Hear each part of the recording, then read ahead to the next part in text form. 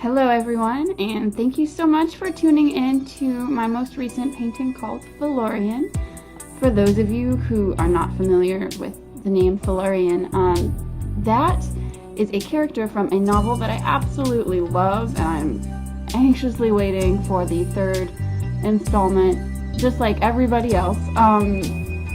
So it's from the Kingkiller Chronicles by Patrick Rothfuss, and the character Felurian is a fairy.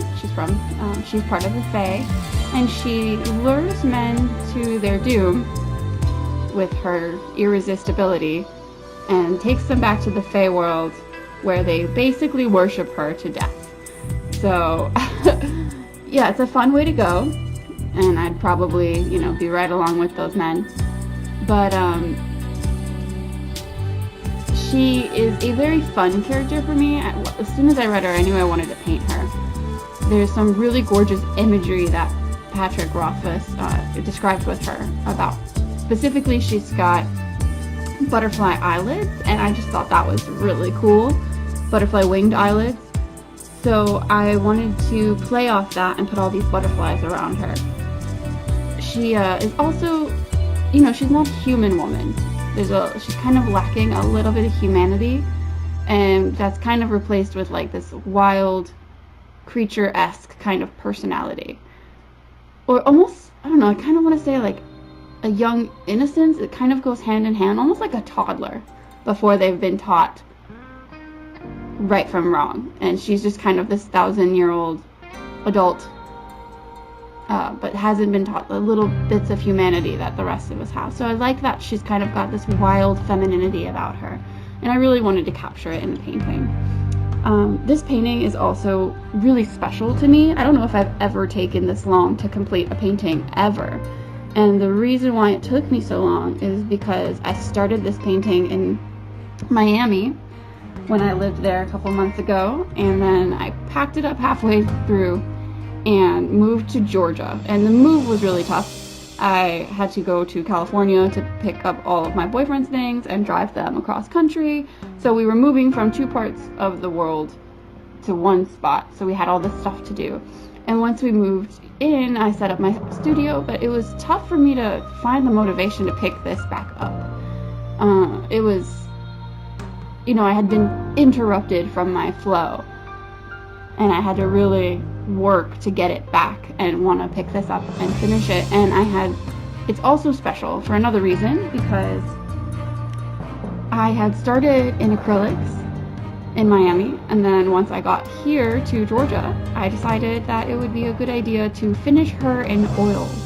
And that was kind of a gamble. I had no idea what to expect putting the oils on top of acrylics, but I read somewhere that that worked out really well together. So I was like, let's give it a go. Let's experiment. And it finished her in a way that I was not expecting it to look so good. The oils really let me build up some dimension of tone that I wasn't expecting. And because I had this amazing acrylic base that I'd already put so much depth into, it really just blended so well together and kind of exceeded my expectations. This painting was also a challenge, of course, because I had decided to put so many different elements into it. Not only is it a full figure and there's all these butterflies, I also put this kind of Alphonse Mucha type frame structure. And just so we were all aware, just to interrupt myself, this is where I started in with oils.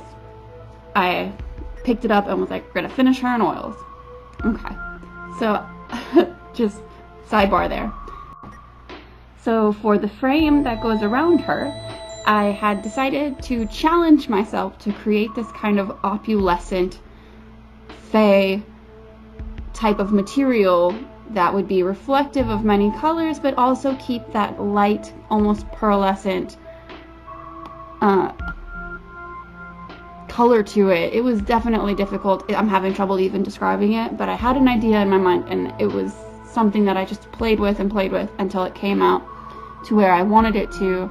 And again, I think I exceeded my expectations, which is wonderful. Sometimes when you challenge yourself, it blows up in your face because you're unfamiliar with something, and then sometimes it comes out so wonderful. And just, you know, you surprise yourself, and sometimes you don't even know that you've picked up certain skills. You know, you've just been painting and painting and not paying attention, and then all of a sudden you try to do something difficult and you succeed. And that's the fun part about painting, is sometimes you just aren't even aware how much you're improving, and then it just hits you in the face and you're like, whoa, I would not have been able to do this even like a month ago, but all of a sudden it makes sense, it clicks, and that's great. So that's where everyone's always like, wow, you have such great talent, you're so talented, and it's like, no, I would not call this talent. Like, I'm not a prodigy. I did not wake up, or I was not born with this ability to just put things down.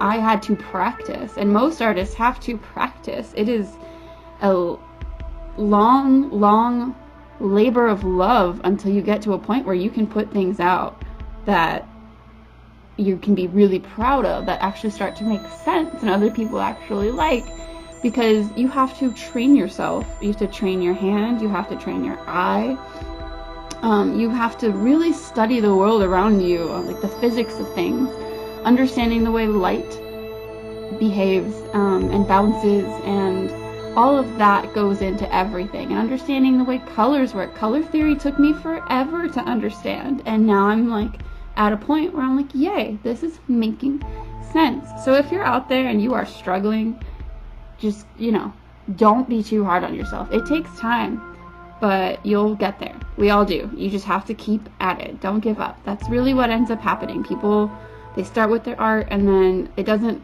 improve as fast as they want it to, and then they give up. And that's the saddest thing, because if you love art, you should just be doing it. Don't be doing it for anybody but yourself. And eventually it just starts to click. It's really awesome. And these butterflies, oh my god, these butterflies. I had to redo this one completely because I ended up not liking the shape. And then I didn't like the way they looked with the acrylic, so I had to completely redo it in the oil, and I think I got there. And I had done so many testers of these butterflies. I think I have a video on my Instagram of me like testing out a butterfly. So that's another thing. Like, if you're not sure about something, don't immediately commit to it on your painting. Go to your sketchbook, go to something else, and test it out first. It's totally fine if you need to practice something a bunch of times before you put it where it's gonna stay forever. So practice everything. Okay, I feel like maybe I'm talking a little too much. Let's just take a minute. Break.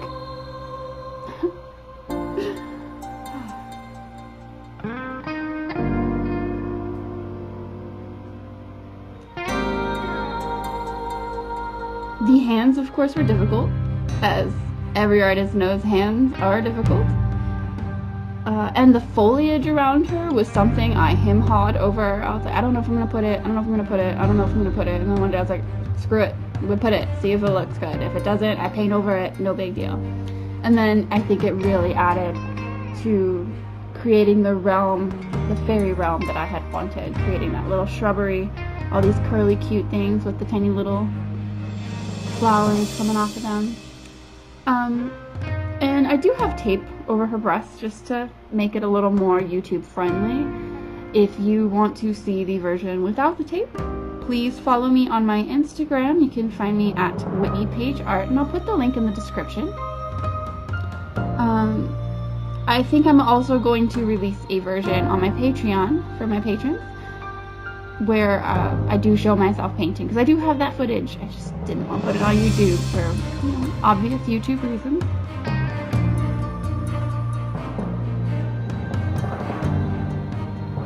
The thing that was really difficult about the kind of trying to get that opulescent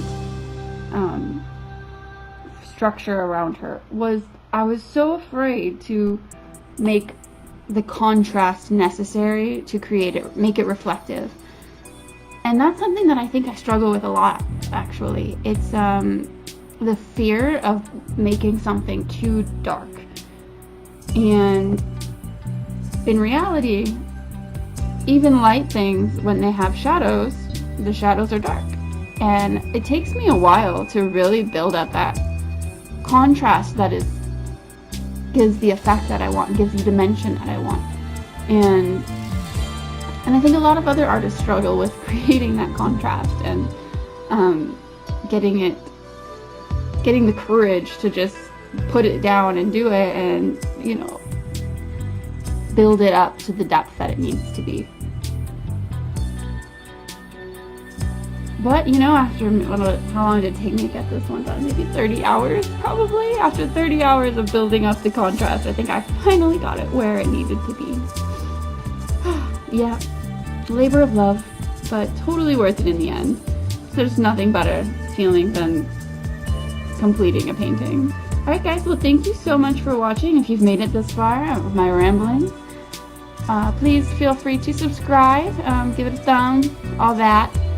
And you can follow me on Patreon, and I'll be releasing more tutorials and whatnot. And also my Instagram, I post there all the time. So wherever you feel like connecting with me, I'll be there. Everywhere but Twitter. Maybe I should get a Twitter. Do you guys think I should get a Twitter?